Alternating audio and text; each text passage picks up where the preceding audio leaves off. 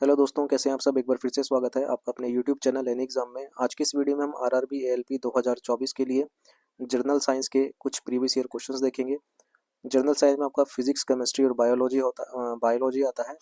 तो आज के जो क्वेश्चन रहेंगे वो फिजिक्स से रहने वाले हैं, और फिजिक्स में जो क्वेश्चन हैं वो आपके क्वेश्चन जो है वो यूनिट से रहेंगे। तो वीडियो के अंत तक जरूर देखिएगा, और वीडियो पसंद आए तो इसे लाइक, शेयर और चैनल को सब्सक्राइब जरूर कीजिएगा।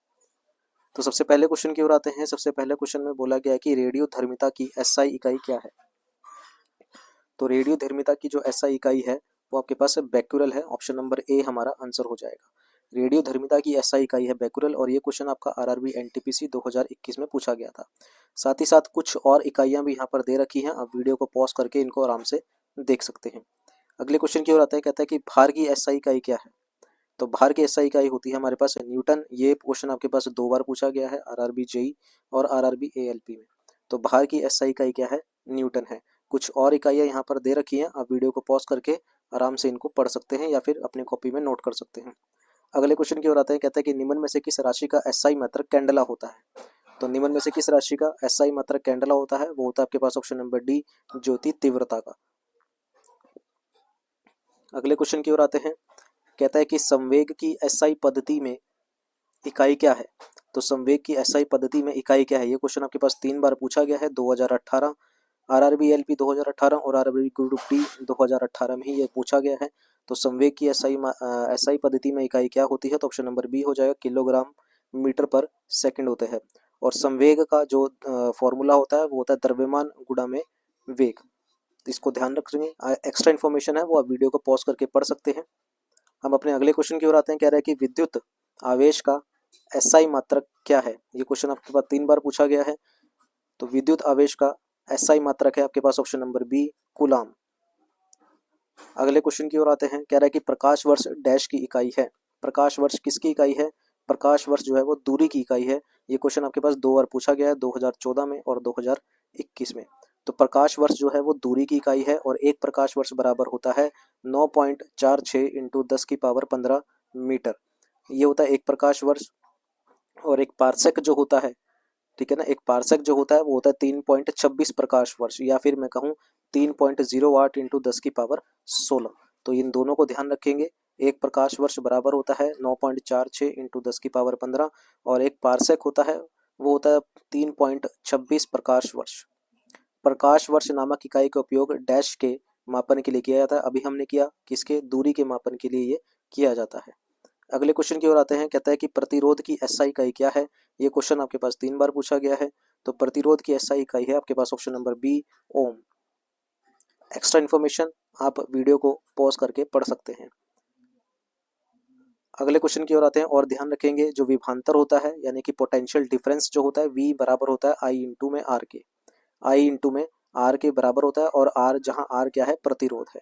अगले क्वेश्चन की ओर आते हैं। कह रहा है कि किस भौतिक राशि का मात्रक ओम होता है। किस भौतिक राशि का मात्रक ओम होता है, वो होता है प्रतिरोध का मात्रक क्या होता है, मात्रक ओम होता है। तो ऑप्शन नंबर ए करेक्ट हो जाएगा। ये क्वेश्चन 2019 में पूछा गया था। तो ये एक ही बार पूछा गया है, और उम्मीद है इस बार ये क्वेश्चन जो है वो पूछा जाएगा। अगले क्वेश्चन की ओर आते हैं। कहता है कि किसी पिंड पर लगाए गए बल द्वारा किया गया कार्य पिंड द्वारा बल की दिशा में तय की गई दूरी और लगाए गए बल की मात्रा के गुणनफल के बराबर होता है। निम्नलिखित में से कौन सी कार्य की इकाई नहीं है। तो कार्य की इकाई कौन सी नहीं है ये आपको बताना है। तो किलोग्राम प्रति सेकंड स्क्वायर जो है वो कार्य की इकाई नहीं है। जो कार्य होता है वो होता है बल, और बल की दिशा में पिंड द्वारा तय की गई दूरी, यानी कि F इंटू डी होता है। तो इसका सही आंसर क्या हो जाएगा हमारे पास, ऑप्शन नंबर ए हो जाएगा। लेंस की शक्ति की एसआई इकाई क्या है। तो लेंस की शक्ति की एसआई इकाई है आपके पास ऑप्शन नंबर बी, डायोप्टर होती है। ये क्वेश्चन 2021 में पूछा गया था, इस बार भी ये पूछा जा सकता है। एक्स्ट्रा इन्फॉर्मेशन पढ़ने के लिए आप वीडियो को पॉज कर सकते हैं। जैसे यहाँ पर दिया गया है, मायोपिया क्या होता है। इस रोग में ग्रसित व्यक्ति नजदीक की वस्तु को देख लेता है परंतु दूर की वस्तु को नहीं देख पाता, इसे मायोपिया कहा जाता है। दूरदृष्टि जिसमें क्या होता है, इस रोग में ग्रसित व्यक्ति दूर की वस्तु स्पष्ट दिखाई देती है परंतु नजदीक की नहीं दिखाई देती, तो इसे दूरदृष्टि दोष कहा जाता है। और इसका जो एसआई इकाई होती है उसे डायोप्टर कहते हैं। अगले क्वेश्चन की ओर आते हैं। रेडियोधर्मी पदार्थ द्वारा उत्सर्जित होने वाले विकिरण की मात्रा को डैश नामक पारंपरिक इकाई में मापा जाता है। तो किस में मापा जाता है? उसको क्यूरी में मापा जाता है। एक बार ये क्वेश्चन पूछा गया है 2021 में, उम्मीद है इस बार भी ये पूछा जा सकता है। तो रेडियोधर्मी पदार्थ द्वारा उत्सर्जित होने वाली विकिरण की मात्रा को क्यूरी नामक पारंपरिक इकाई में मापा जाता है। अगले क्वेश्चन की ओर आते हैं। कह रहा है कि उद्योग में शक्ति की इकाई है। तो उद्योग में शक्ति की इकाई क्या है हमारे पास? अश्व शक्ति। उद्योग में शक्ति की इकाई क्या है? अश्व शक्ति, जिसे हम क्या बोलते हैं हिंदी इंग्लिश में हॉर्स पावर बोलते हैं। क्या बोलते हैं? हॉर्स पावर बोलते हैं। तो शक्ति क्या होती है? शक्ति होती है कार्य अपॉन में समय। कार्य अपॉन में समय होती है शक्ति। और एक हॉर्स पावर बराबर होता है 446 वॉट या जूल प्रति सेकंड के। एक हॉर्स पावर जो होता है वो होता है 446 वॉट या जूल प्रति सेकंड के। कार्य करने की अगला क्वेश्चन है, कार्य करने की दर को शक्ति कहा जाता है। शक्ति की इकाई क्या है?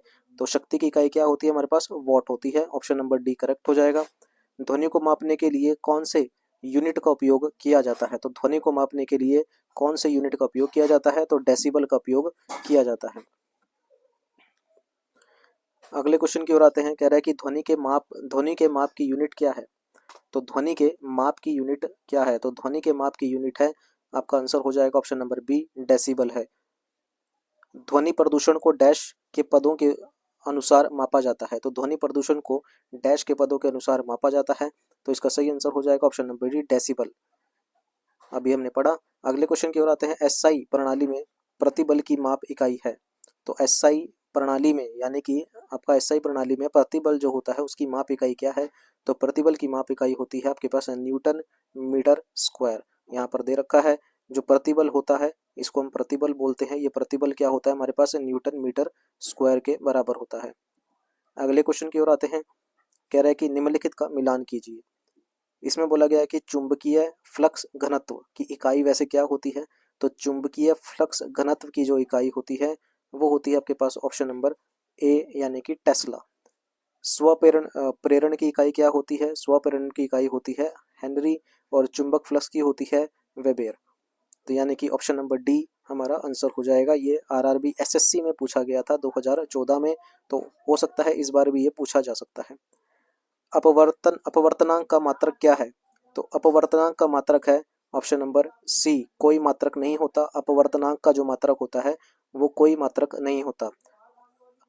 अपवर्तनांक का कोई मात्रक नहीं होता। किसी माध्यम का अपवर्तनांक वह संख्या है जो बताती है कि उस माध्यम में विद्युत चुंबकीय तरंग की चाल किसी अन्य माध्यम की अपेक्षा कितने गुण कम या कितने ज़्यादा है। तो इसका कोई भी मात्रक नहीं होता। आरआरबी जेई सीबीटी 2 में ये पूछा गया था 2019 में इवनिंग शिफ्ट में। उम्मीद है इस बार भी ये पूछा जा सकता है। तो आज की वीडियो में हमने 20 क्वेश्चन करे हैं। इसी तरह से आपके सारे क्वेश्चन मैं आपको करवा दूंगा फिजिक्स, केमिस्ट्री और बायो से। उसके लिए बस आपको चैनल को सब्सक्राइब करना है। वीडियो पसंद आए तो इसे लाइक और शेयर जरूर कीजिएगा। अभी के लिए इतना ही रखते हैं, मिलते हैं अगली वीडियो में। Thank you very much.